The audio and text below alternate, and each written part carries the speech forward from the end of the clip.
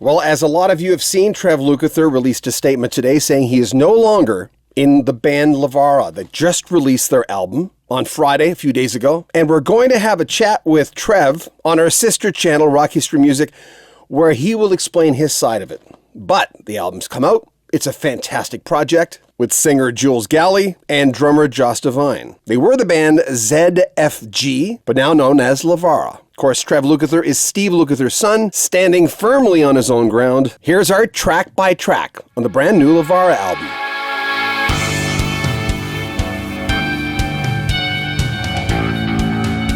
So is it Levara?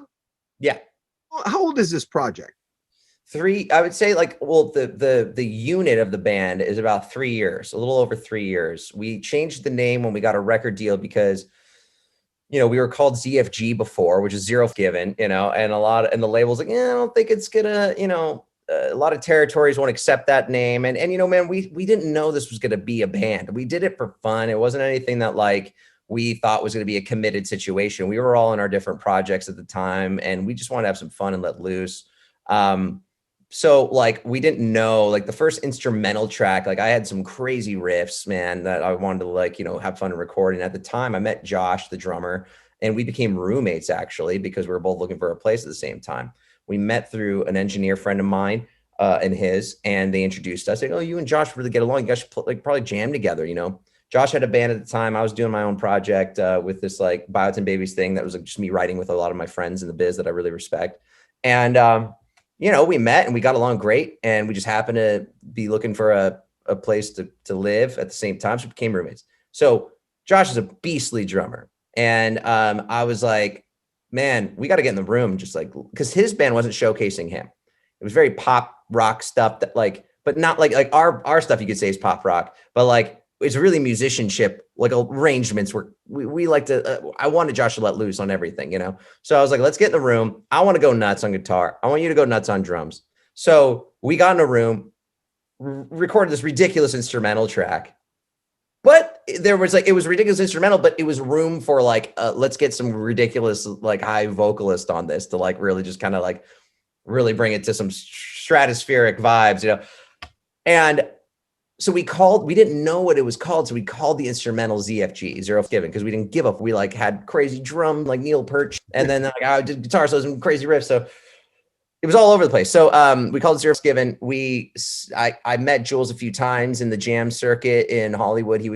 Places like Sayers Club, they would have killer house bands and they would bring up and showcase a vocalist. And Jules always went up there and did R&B, soul stuff. Really, I thought he always had a good voice. But then I came across, because we followed each other on Instagram, I came across a video of him going in a high range, starting to sound like Axl Rose, kind of like Axl Rose, Miles Kennedy. And I was like, dude, this guy. So I was like, Josh, check this dude out. So I DM'd him. I'm like, hey man, we're just doing this fun track. Can you write something to it? Can you come in and wail on it?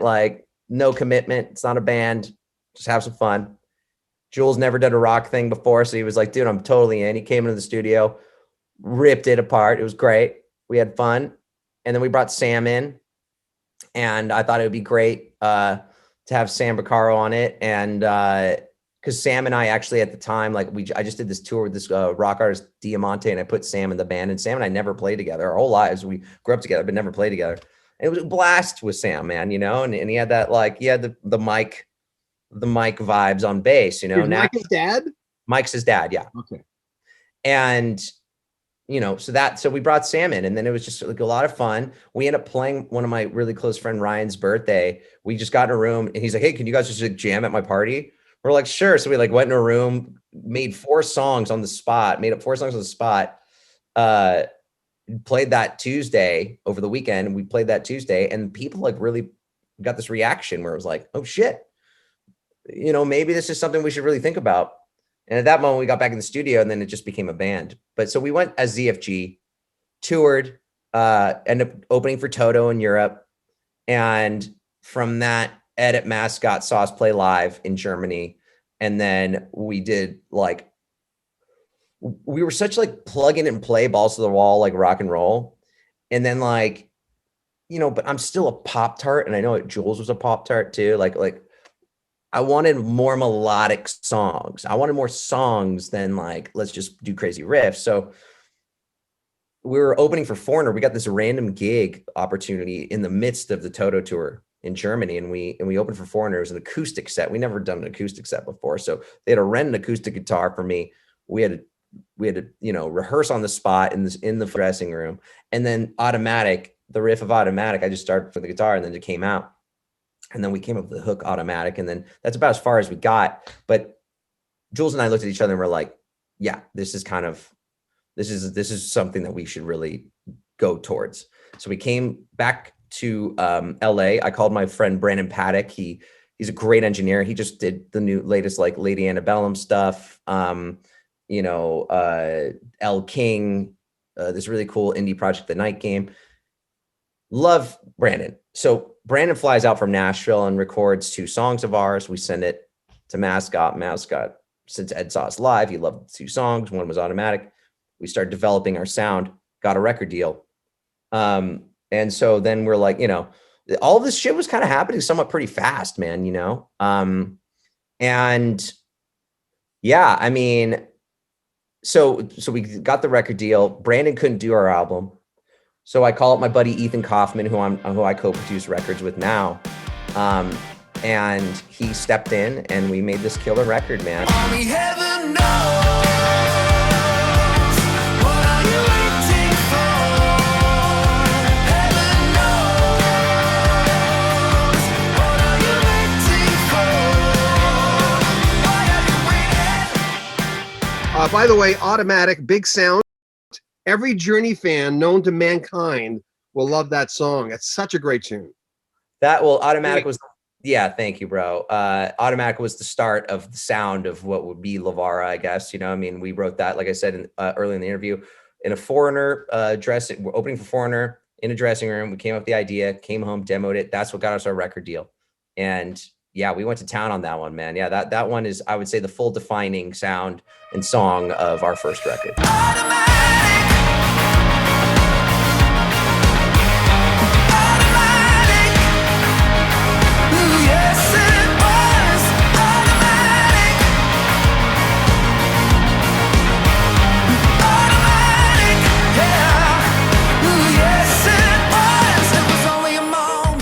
Ever enough. I was listening to the lyrics and I'm going, you know, everyone's been in that relationship that no matter what they do.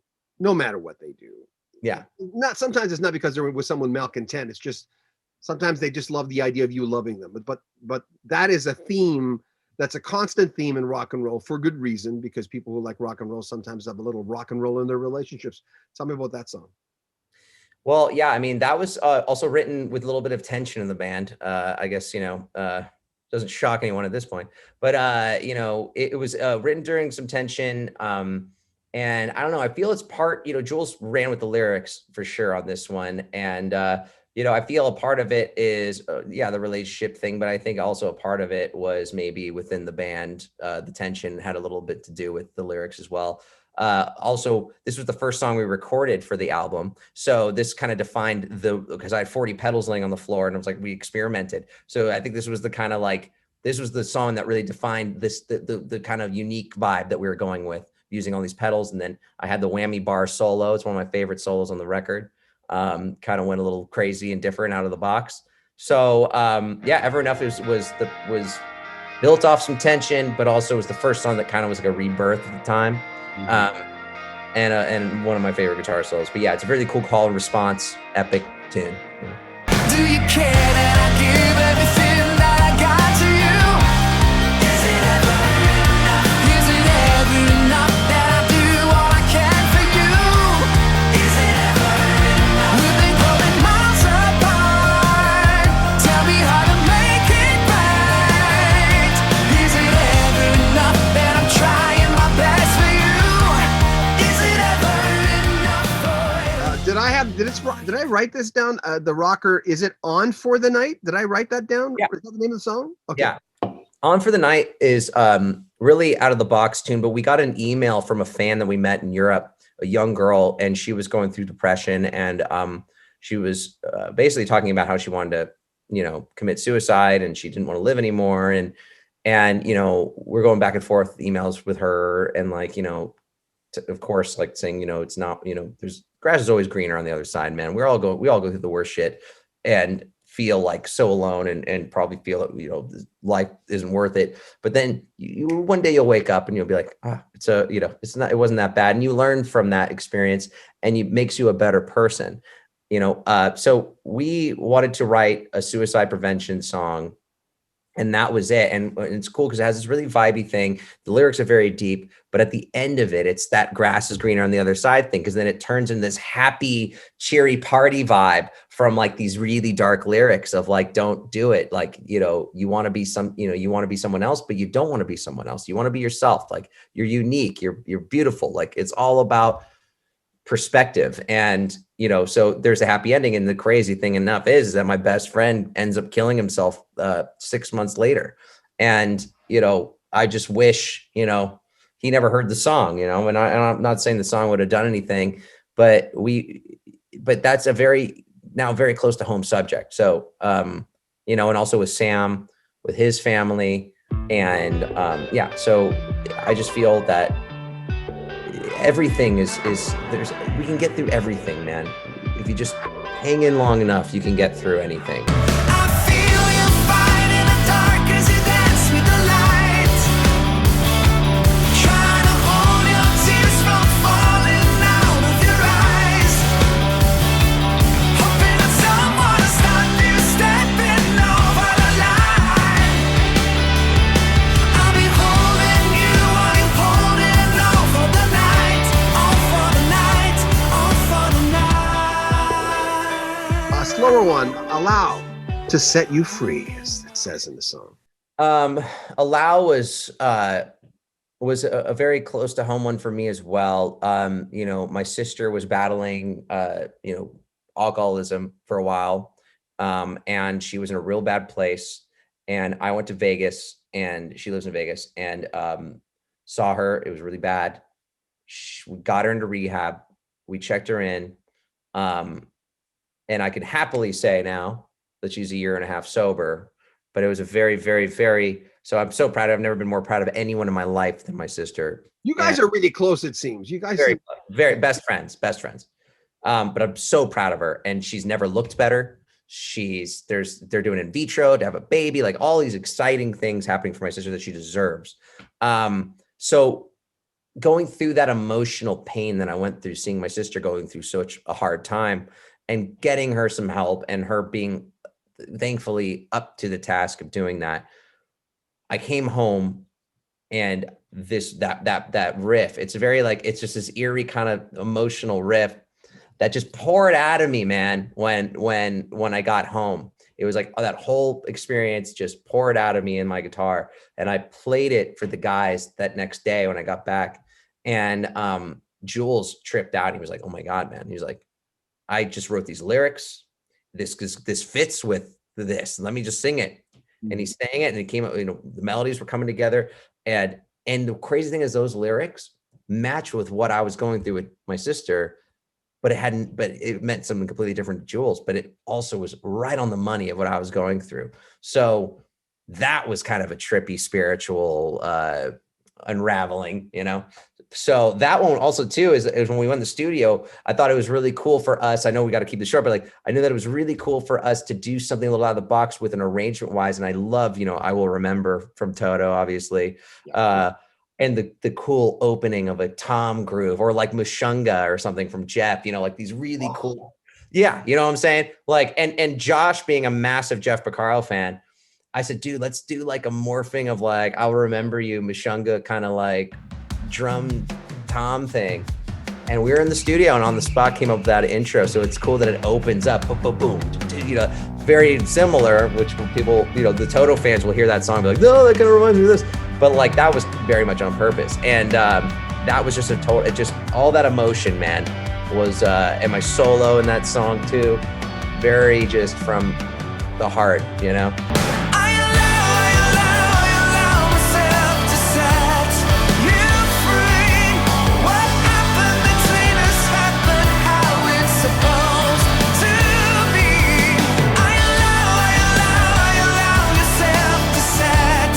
Me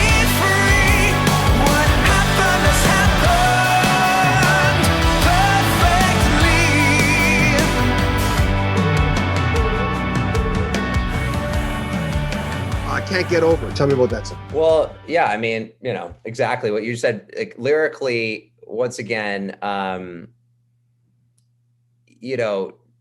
Jules really ran with the lyrics with a lot of the songs. I mean, I would say we'll get to the song that I had a lot more to do with lyrically, but I was always more the chorus guy. I was more, melodies and chorus. I'm always about the epic anthemic chorus that like you can remember by chorus 2, it's like, There's a lot of great choruses on this album. Yeah. And catchy, anthemy, sometimes. I love that. Thick.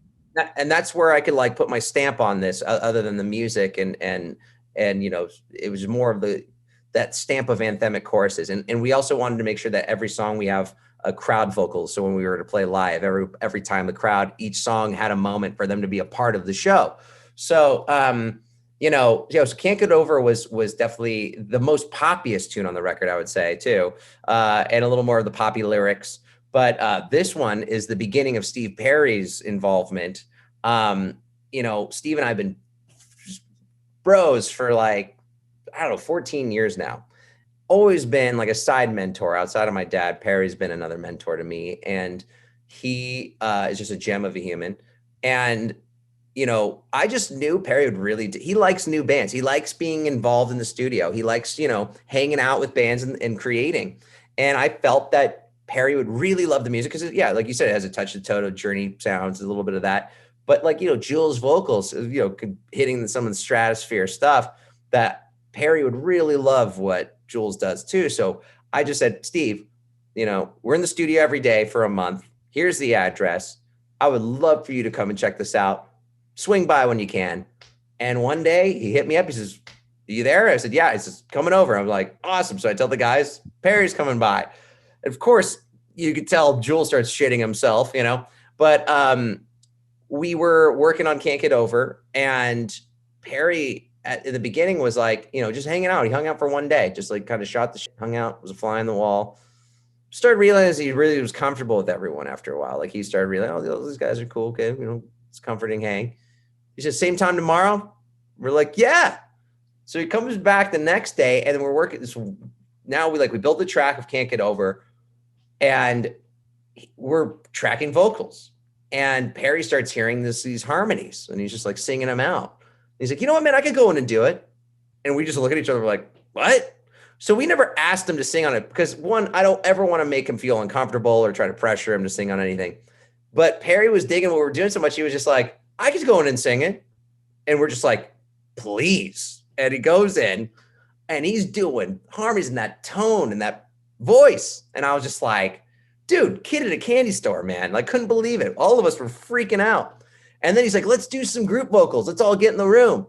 And this is something also I knew Jules was a massive and is a massive Maroon 5 fan. And James Valentine, the guitar player, and I become friends. He's such a gem of a dude too.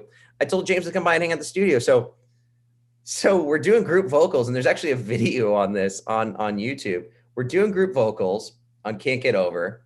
And then at the end of it, James Valentine of Maroon 5 walks in, and then Perry didn't know who he was, but it was like he walks in and then you could tell Jules oh, hey, but we were if you see us in this video too, smiling, we're just so excited that we have Perry in the room with us, and he was so into it. And then Perry's James started, Perry's shh, shh. He was very serious. We're recording, man. And then they met, and then they found out Perry's Perry, James in Maroon 5, and then he's like, oh, and then we all sat around and hung out, and that was the beginning of the experience of Perry basically coming down to the studio almost every day and worked with us for the rest of the record. Perry sat with me on a lot of my guitar solos and everything. So, and speaking of Can't Get Over, I had a guitar solo on that he says, it's good. It's good. Is it great? Yeah. He's like, it could be great. And I was like, well, what do you think? And we sat and did that guitar solo together on Can't Get Over too. And so he was with me when I tracked that. And then it kind of just became a thing, which then would lead to the next song on the record. When I heard about Chameleon, I remember going, what? Because I didn't know about, and you never do unless someone tells you, I didn't know that he was a mentor of yours. And I didn't know how far back you went. I had no idea. I was pleasantly surprised. Yeah. But when that came out, yeah, for that tune, and you guys in the hallway there, and Steve's Maddie's there. huh? And Maddie's there because Maddie, that was another cool moment too, is my fiance, Maddie. She never met Perry because she was a baby when the whole trial by fire thing happened.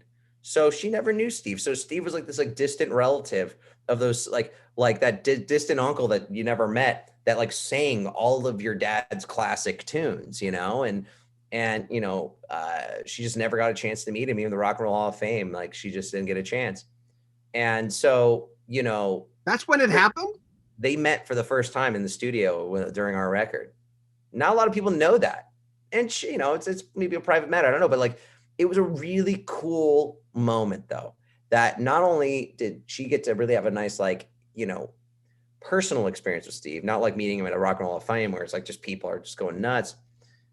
And like, but she was able to meet him on an outside environment of John, you know, and just, you know, Maddie looks so much like her mom too. And like, I think it reminded Steve of when he was making the Trial by Fire record. And then he just sat there and like said some great stories to Maddie about like, oh, you know, when I first met your dad and when the first song we wrote was like, you know, Who's Crying Now? And he came in and he's like telling Maddie these like, writing stories of like the Journey tunes where I was just sitting there being like, yeah. You know, like, I'm trying to just like, hey, can I just dig this? But you know, yeah, he was so sweet and great. And she got a really cool experience with that. And then, you know, then she came back and then we were doing Chameleon and I was like, you know, Perry, she's a beast of a singer. He's like, really? And then like we were doing these things, she's belting and he's like, man, you have an angelic voice, Maddie. And it was very sweet to her. And so like this, and obviously why Maddie sang was because of Steve too. She was so influenced by Steve, by her dad's records. So like, then all of a sudden, let's just like full circle moment of like them two together singing in the hallway on our song was like such a cool moment, you know, for me to watch, you know, and like, you know, a mentor of mine that I consider such a close friend and the love of my life, being able to do this together was like a very, very awesome moment. In my head, I know that we're through. In my heart, I just can't get over you. Goodbye, it's long overdue. Right now, I just can't get over you. Chameleon, Steve Perry. So that's so leading into that, when that was the beginning, Can't Get Over was the beginning of Steve's involvement. Then Steve was hanging out at the studio all the time. And he just became like, you know, such a big part of this album. But the Chameleon was one of those songs that was written in the studio as well. It was one of those 4 songs we needed to finish. So we got Heaven Knows. Now the next one was Chameleon. And so Perry was there from the building of like just us trying to figure it out, building there's like kind of a lot of program drums in this one and kind of like Imagine Dragons-esque kind of approach. And, you know, Perry was very involved in, you know, the background vocals, you know, in the chorus and in the answers. I have some great clips of him too, man. I have some great clips of Steve in the studio singing this, like in the booth, like powerhouse vocals, man.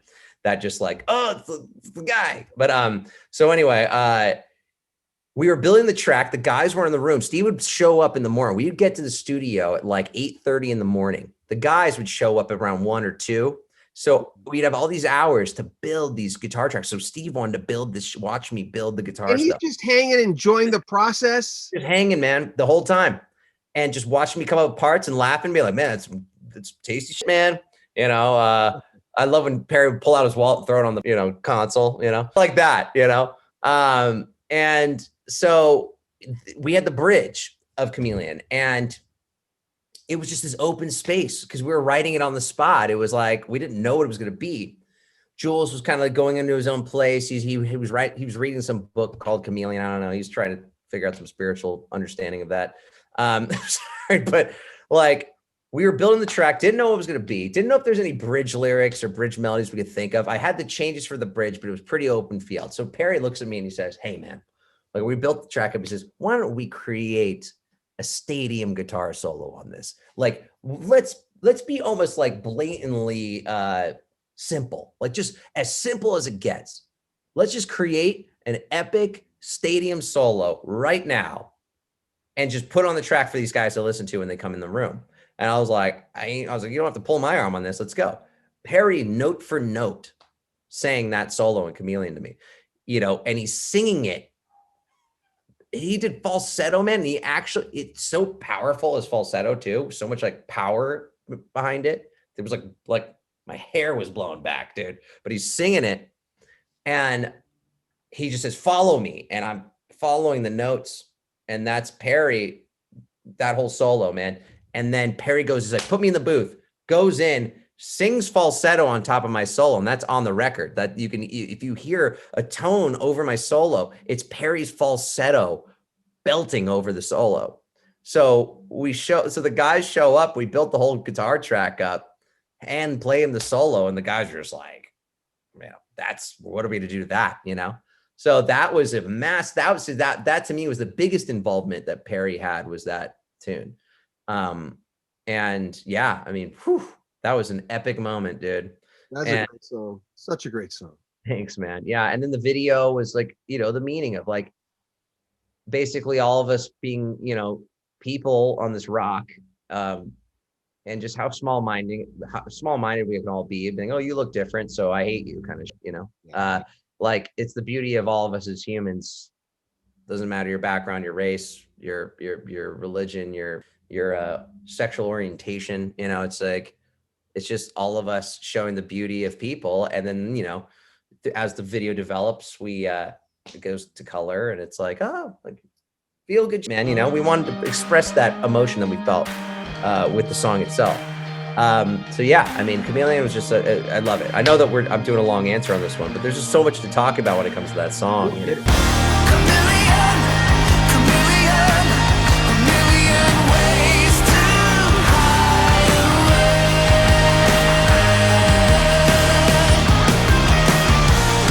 Chameleon,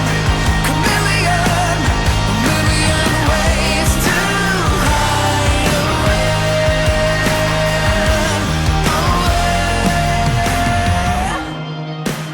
Ordinary, you got that. Yep. Kind of like that. That's tip of the hat to well, obviously that band, but a lot of bands had that. Even though Toto did it best, as far as in that era. In that era, no one did it like Toto. I mean, they just did, And I've always liked songs, like I said in the beginning of the interview. I've always liked songs that did that. Yeah, man, because it gives the music listener a moment for themselves to look forward to, because that you'll, and also as an artist, you want to hear your fans and people sing with you and belt that part out where you just like, it's louder than the band in the it's just like, that's what is so exciting, and that's why we wanted to make sure that every song had a moment like that. So yeah, Ordinary was also another song that was written in the studio on the spot, and it was the last song we recorded. And I kind of wanted to go for the approach, because it's very, like I always say, this is like the bastard stepchild, in the attic on the album. It's so different, but it's like I wanted to do, because I'm such a massive Peter Gabriel fan. I wanted to have kind of like the clean tone, like whoa, like really like Gabriel-esque kind of thing. And it was one of those moments where Josh and I sat there.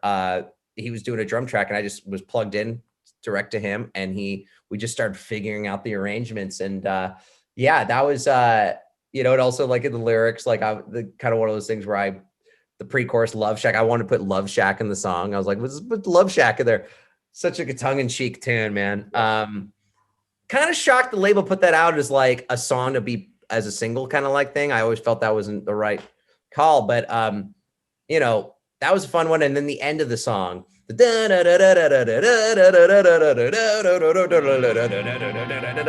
on the spot, like laughing, just like, let's do like a total Toto moment, and just yeah, I mean, it was really just kind of another one of those random tunes.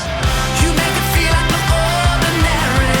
You're everything I've been thinking of. Make me feel like the ordinary love. You make me feel like the ordinary. You're everything I've been dreaming of. Make me feel like the ordinary love. Just a Man has this big chorus. Yeah. Big, it's powerful, grabs you, brings you on a journey. I love that.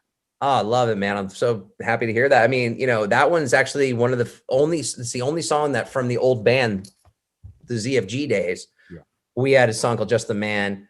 And that's the only song that kind of made it, but we morphed it. I had another song idea that was the same key, same kind of vibe, where when it's one of the songs that helped get us a record deal because we did Automatic and then Just a Man. And I had this other idea where then it was matching with Just a Man chorus. So we just took the verse, rewrote the verse, and kept the chorus.